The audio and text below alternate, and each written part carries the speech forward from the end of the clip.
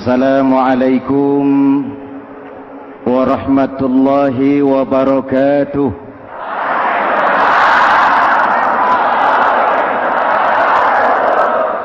Alhamdulillah, wassalatu wassalamu ala Rasulillah Sayyidina Muhammad ibn Abdullah wa ala alihi wa sahbihi wa mawalah, amma ba'du. Hadirin hadirat ma'asyiral muslimin yang saya cintai, Ramadan adalah madrasah,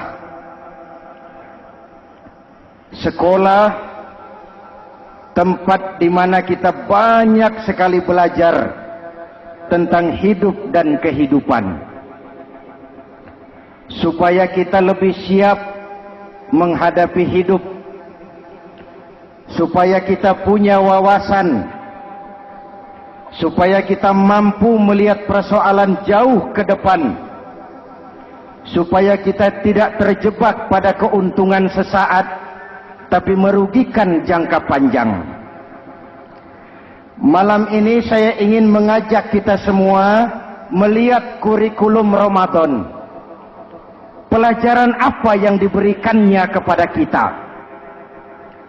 Pertama, Ramadan mengajarkan kita menjadi orang-orang yang sabar, ulet, dan tahan uji. Ini zaman di mana persaingan tajam. Betul? Jangankan jadi pejabat tinggi, jangankan jadi pengusaha sekarang ini, jadi kiai saja kalau tidak sanggup bersaing,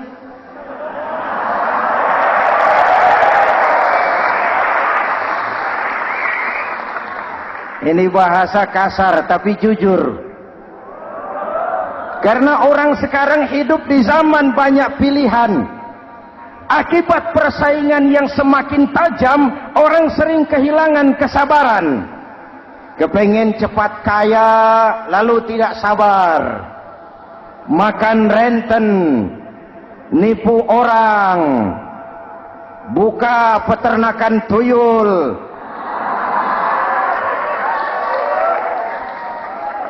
korupsi. Sekarang ini kan lagi santer Bulog Gate jilid 2. Rupanya memang tajam uang Bulog itu. Bulog sudah memakan salah seorang mantan ketuanya. Berdua amang. Bulog sudah memakan seorang presiden. Sekarang Bulog sedang mengarah kepada ketua DPR. Kita lihat hasilnya.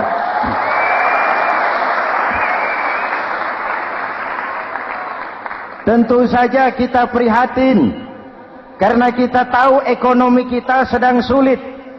Hutang melilit leher, tetapi pada sisi lain kita melihat enak saja uang mengalir puluhan miliar untuk sesuatu yang tidak terkait dengan kepentingan rakyat.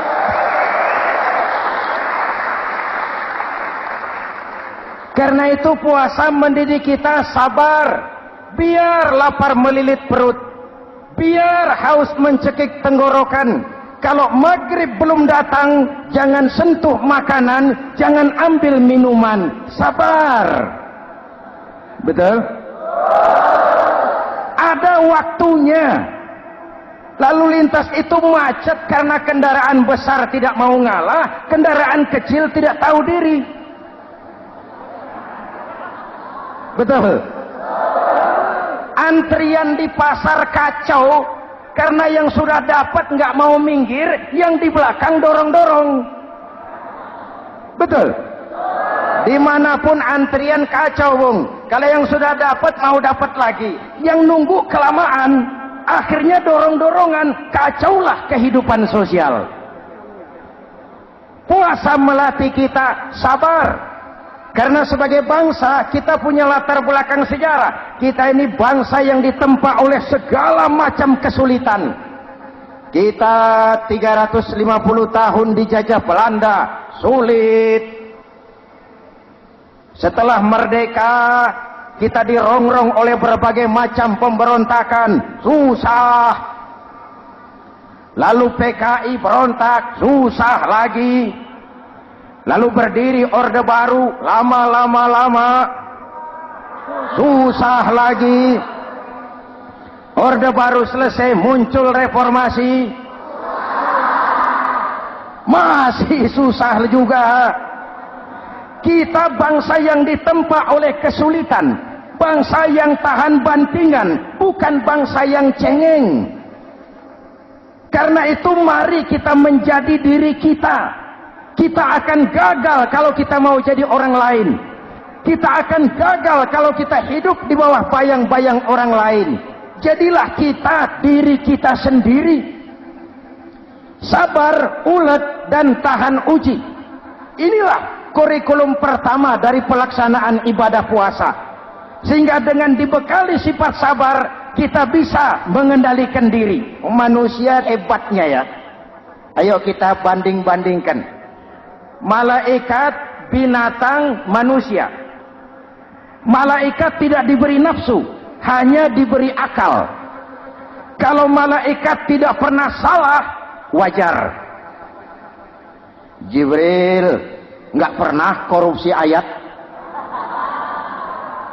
Ini ada ayat bagus, saya pakai sendiri saja ini. Tidak.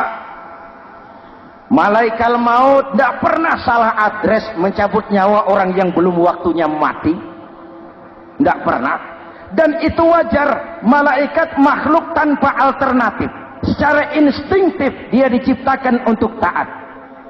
Sebaliknya binatang diberi otak tapi tidak diberi akal. Binatang hanya diberi nafsu. Kalau binatang tiap hari salah, wajar. Ayam, kalau sudah datang syahwatnya, tidak usah menoleh, ini banyak orang apa tidak? Betul. Kuda keliling kota, tidak pakai celana, tenang saja. Betul. Dan wajar, namanya juga binatang. Sedangkan manusia diberikan akal dan diberikan nafsu. Tiap hari terjadi perjuangan. Kadang akal menang, kadang nafsu yang menang. Ketika akal menang, kita lebih tinggi dari malaikat. Ketika nafsu yang menang, kita lebih rendah daripada binatang. Hadirin yang saya cintai, itu pelajaran pertama, sabar, ulet, tahan uji. Lalu pelajaran yang kedua, melahirkan sikap istiqomah. Punya stabilitas temperatur batin, istilah sekarang. Soal istiqomah ini saya tidak akan menjelaskan pengertiannya. Saya mau cerita saja. Mau dengar nggak? Ini tentang istiqomah. Dalam satu pertempuran, Jenderal Salahuddin Al-Ayyubi bersama tentaranya, tentara Islam, pernah mengalami kekalahan. Karena kalah, banyak yang ditahan jadi tawanan orang-orang kafir, beberapa perwira dan banyak ofsir. Tercatatlah ada 3 orang ofsir jadi tawanan raja kafir ini. Satu hari raja kafir musyawarah dengan perdana menterinya. Perdana menteri, saya tuan raja, ini tawanan Islam ini enaknya diapain? Kalau enaknya sih dibunuh saja tuan raja, selesai urusan. Soal bunuh sih gampang, Perdana Menteri. Maksud tuan raja, bujuk saja agar dia meninggalkan Islamnya, ikut ke agama kita. Nanti kita kasih hadiah. Begitu. Iya, baiklah. Besok saya sidang 3-3-nya. Besoknya ini 3 ofsir disidang di tempat terbuka langsung oleh Perdana Menteri. Mula-mula dipanggil ofsir pertama. Ofsir pertama, ya Perdana Menteri, sini. Baik. Kamu tahu kamu siapa? Tahu. Siapa kamu? Tawanan. Iya, kalau tawanan bisa diatur kan? Diatur bagaimana? Kamu mau nggak ikut saya bersama Tuan Raja meninggalkan Islam agamamu, mengkhianati saudara-saudaramu sebangsa, setanah air, sekeyakinan? Ikut dengan saya, tinggalkan Islam. Nanti kamu akan saya angkat jadi pejabat tinggi, gaji cukup, rumah cukup, kendaraan cukup, istri cukup. Tapi kalau kamu menolak, kamu akan saya bunuh. Tuan Perdana Menteri, ya. Apa Anda menyangka selama ini saya berjuang karena kepengen kedudukan yang tinggi? Nih. Tuan menyangka saya berjuang ini karena kepengen harta yang banyak, jaminan hari depan yang memadai? Tidak, Tuan Perdana Menteri. Saya tinggalkan keluarga, kampung halaman, sanak famili, handai taulan. Saya jihad karena mengharap ridho Allah Subhanahu wa ta'ala. Tapi sekarang kamu tawanan kan? Itu resiko perjuangan. Kamu tidak mau meninggalkan Islam? Tidak. Kamu akan saya bunuh. Silakan. Kamu tidak takut mati? Tidak. Kamu berani? Dari kemarin. Apa dikira baru sekarang saya berani? Tuan Perdana Menteri, saya berharap memang saat-saat seperti ini bisa saya temukan. Ibadah saya sedikit, sholat saya kurang, puasa saya kurang. Barangkali dengan jihad saya bersimbah darah, mati di tangan Tuhan, Allah akan mengampuni dosa-dosa saya dan saya dapat tiket untuk mencapai keridhoannya.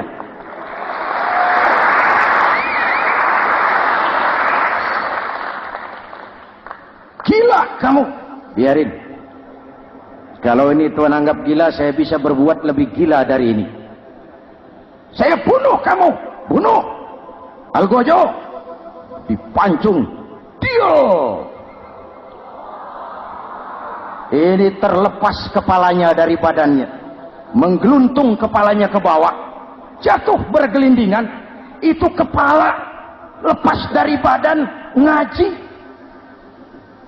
Baca ayat Quran sampai Perdana Menteri bingung. Minggir, ini ada kepala ngaji. Ayat yang dibaca, ya ayyatuhan nafsul mutmainnah irji'i ila rabbiki radiyatan mardiyah. Wahai jiwa yang tenang, kembalilah kepada Allah dengan diridhoi. Masuklah ke dalam golongan hamba-hambaku dan masuklah ke dalam surgaku.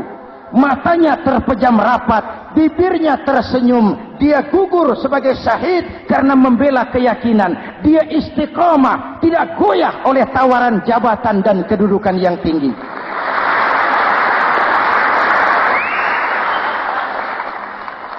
Perdana Menteri geleng kepala, dasar orang Islam. Panggil officer kedua. Officer kedua. Ya, Perdana Menteri. Kamu sudah lihat temanmu yang barusan? Sudah. Mati kan? Mati. Kamu bagaimana? Mau tetap berjuang untuk Islam atau ikut kami? Jabatan tinggi, kedudukan tinggi, rumah tinggi.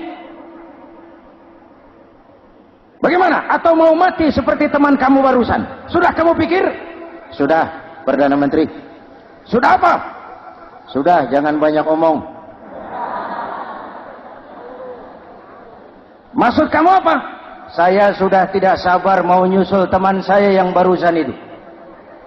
Saya tidak bayangkan bagaimana disambut oleh malaikat di surga, disambut oleh para bidadari di surga, menggapai ridho Allah. Oh, Perdana Menteri, sudah jangan banyak omong. Kalau mau potong, potong saya.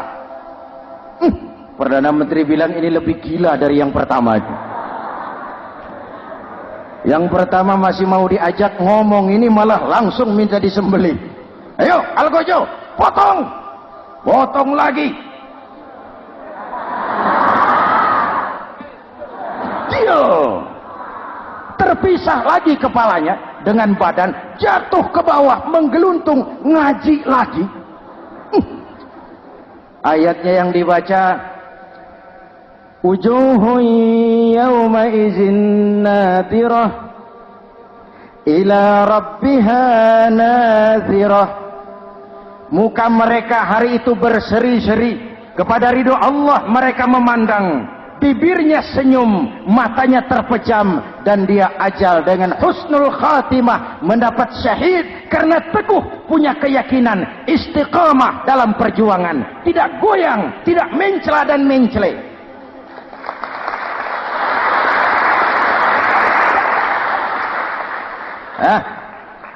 Opsi ketiga, sini. Siap, Perdana Menteri. Kamu sudah lihat nasib 2 orang teman kamu? Sudah. Mati kan? Mati. Kamu mau seperti dia? Oh, tidak, Perdana Menteri. Saya tidak mau mati. Daripada matikan lebih baik hidup. Kamu mau ikut saya? Mau, Perdana Menteri. Mau. Gaji besar, rumah besar, kendaraan besar, istri.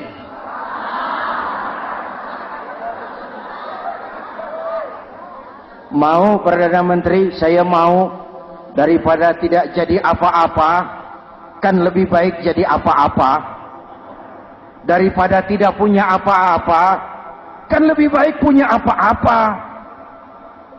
Oh, jadi kamu selama ini berjuang karena mau cari apa-apa? Iya. Bagus. Nanti saya musyawarah sama Raja. Kamu diangkat jadi bupati di mana? Tunggu ya. Perdana Menteri laporan, Tuan Raja. Ya, ini opsi ketiga kelihatannya baik ini. Dia mau mengkhianati teman-temannya, sebangsa, setanah air, sekeyakinan. Mengkhianati bangsanya, meninggalkan agamanya. Dia mau ikut kita. Kita angkat jadi pejabat di mana dia? Raja senyum. Oh, soal angkat mengangkat sih gampang, Perdana Menteri. Cuma saya pikir-pikir opsi ketiga ini kok tegel-tegelin. Kok sampai hati ya? Temannya sendiri, seiman, sekeyakinan, sebangsa, setanah air, dikhianati karena mengejar jabatan, harta, kedudukan. Orang itu, Perdana Menteri, kalau sudah mau mengkhianati saudaranya sendiri, apalagi orang lain.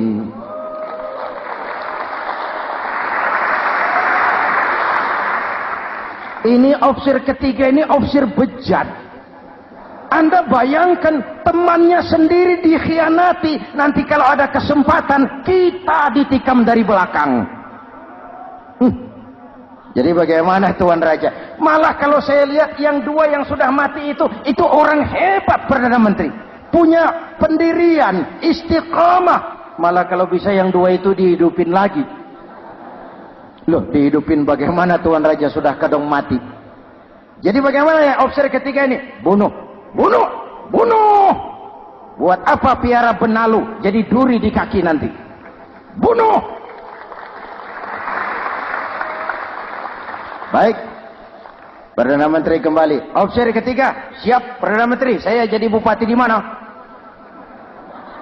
Bupati, modal sampean. Loh, saya mau dibunuh. Bunuh.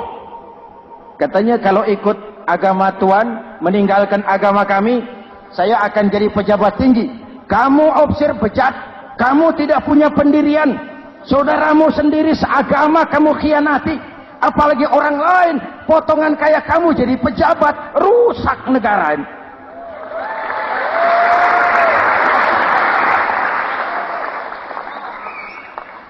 Hadirin hadirat yang berbahagia, saya lanjutkan cerita ini. Nanti kesimpulan diambil sendiri-sendiri. Jadi saya mau dibunuh, Tuan Perdana Menteri. Ya, kamu mau dibunuh. Tidak jadi pejabat. Tidak. Kamu bejat. Bejat kok mau jadi pejabat.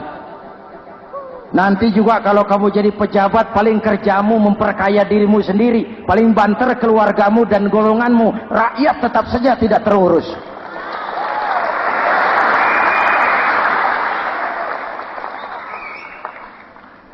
Paling-paling kamu kalau sudah jadi pejabat tinggi, kerjamu cuma membuka, meresmikan, berkunjung.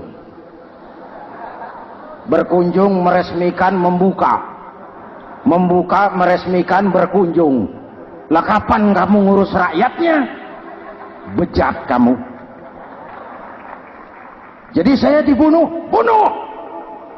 Iyalah, kalau mau dibunuh ya saya bunuh. Tapi saya mau Islam lagi ah. Terserah, mau Islam lagi mau tidak, kamu tetap akan dibunuh. Iya, saya mau Islam lagi. Ayo cepat. Iya Pak, saya mau syahadat dulu.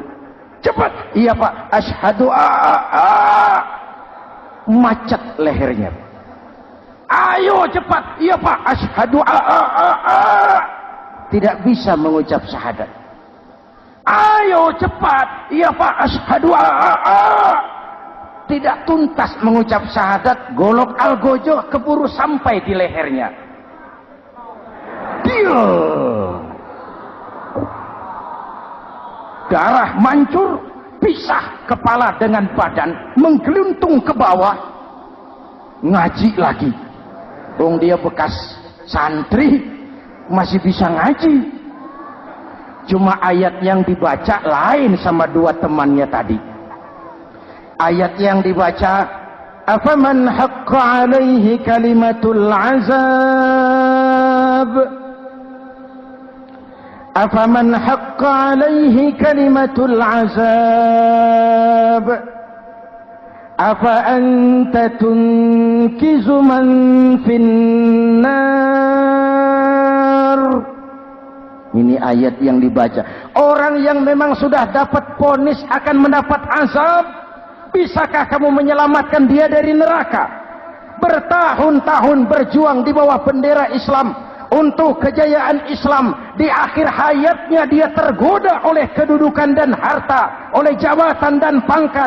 Ia bergeser, imannya rapuh, hilang istiqomahnya, ditinggalkan agamanya, dan dalam keadaan begitu dia mati. Dia su'ul khatimah. Na'udzu. Hadirin, apa guna saya ungkapkan ini? Mari kita belajar. Perlu stabilitas temperatur batin. Saya sering katakan, berapa banyak orang waktu di bawah teriak-teriak, berantas korupsi, ganyang korupsi, sikat korupsi, cuma karena belum dapat kesempatan. Begitu dapat kesempatan, korupsinya lebih gila dari yang dia teriaki. Betul? Waktu di bawah rajin baca ayat kursi, dapat kursi, lupa sama ayat. Betul? Betul? Ini yang memerlukan sikap istiqamah, konsisten. Hanya dengan semangat seperti ini, maka kita tidak akan goyah oleh tantangan yang bagaimanapun beratnya. Hadirin yang saya muliakan, Allah berjanji, orang-orang yang beriman, kemudian beristiqamah, tatanazzalu alaihimul malaikatu alla takhafu wa la tahzanu.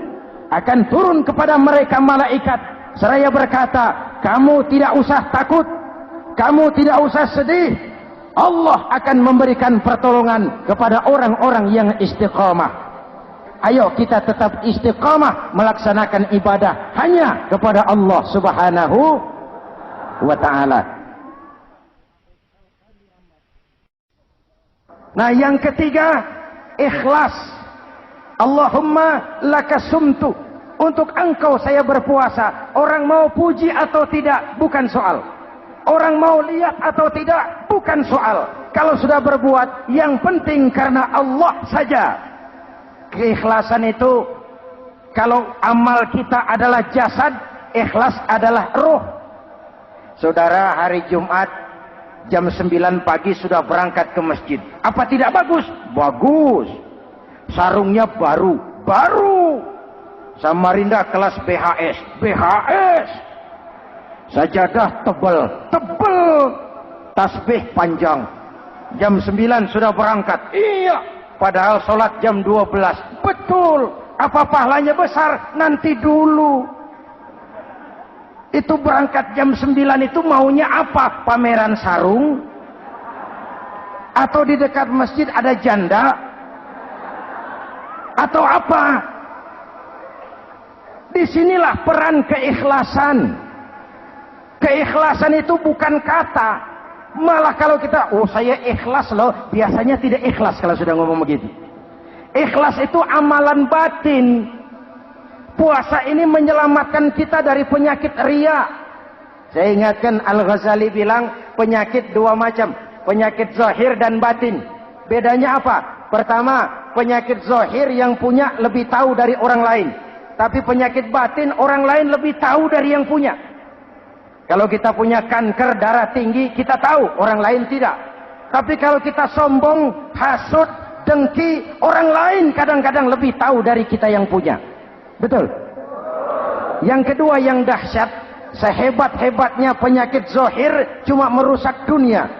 Penyakit batin merusak dunia, menghancurkan akhirat. Ginjal mati, darah tinggi mati, tumor mati, kanker mati, leukemia mati, tapi tidak berakibat akhirat.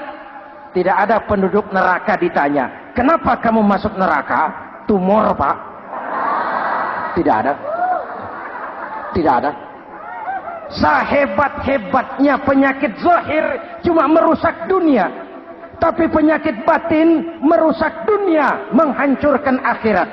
Sombong, penyakit batin, di dunia dijauhi orang, di akhirat neraka tempatnya. Kikir, penyakit batin, di dunia dijauhi orang, di akhirat neraka tempatnya. Betul? Maka Al-Ghazali heran, kalau diserang penyakit zahir kita panik, cepat-cepat cari dokter. Tapi kalau diserang penyakit batin kita tenang-tenang saja.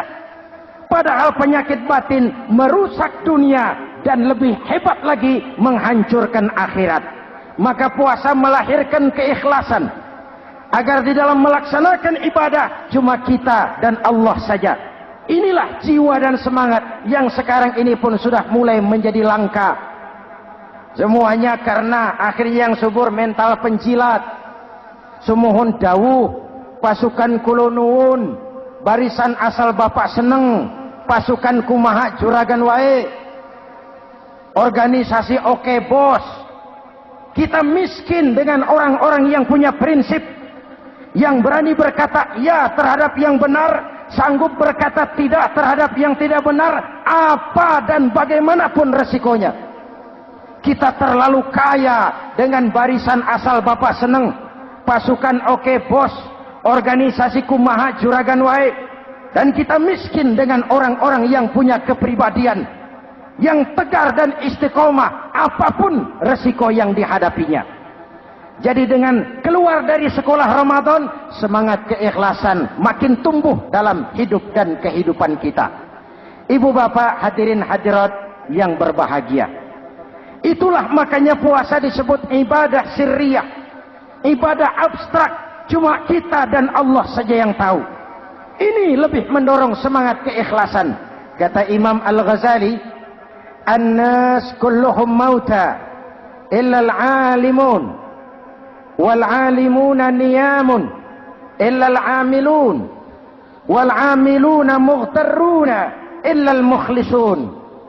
Manusia itu mati kecuali orang yang berilmu. Orang yang berilmu walaupun hidup tidur kecuali yang mengamalkan ilmunya.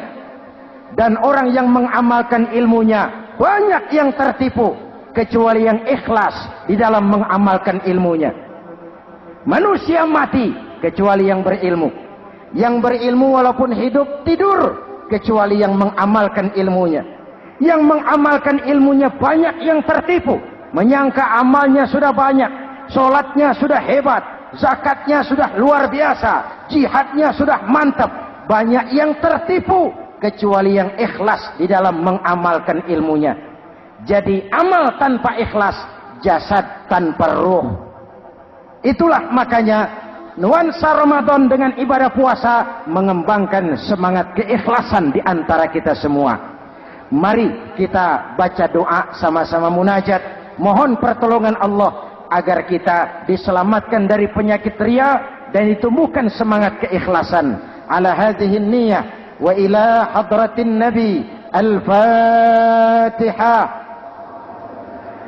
Bismillahirrahmanirrahim. Alhamdulillahi rabbil alamin. Ar-Rahmanir Rahim. Maliki yaumiddin.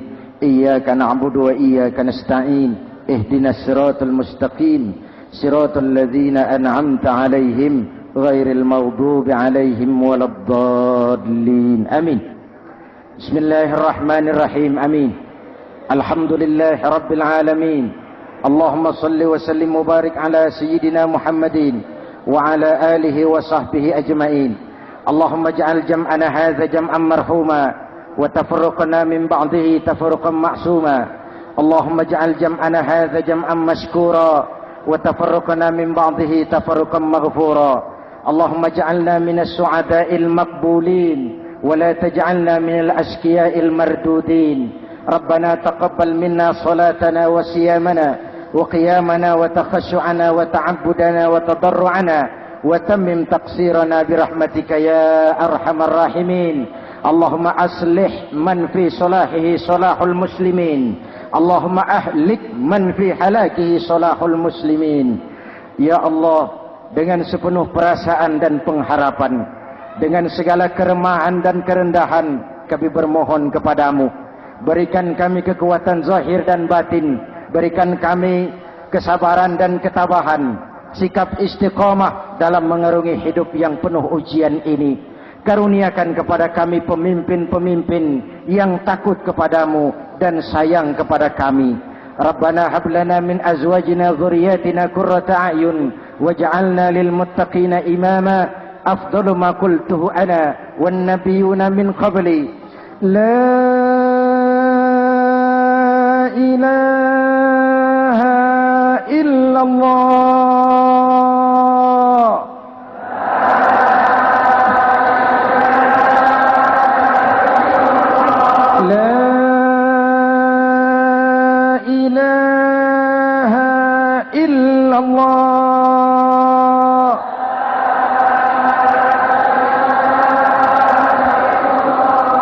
Muhammadur Rasulullah.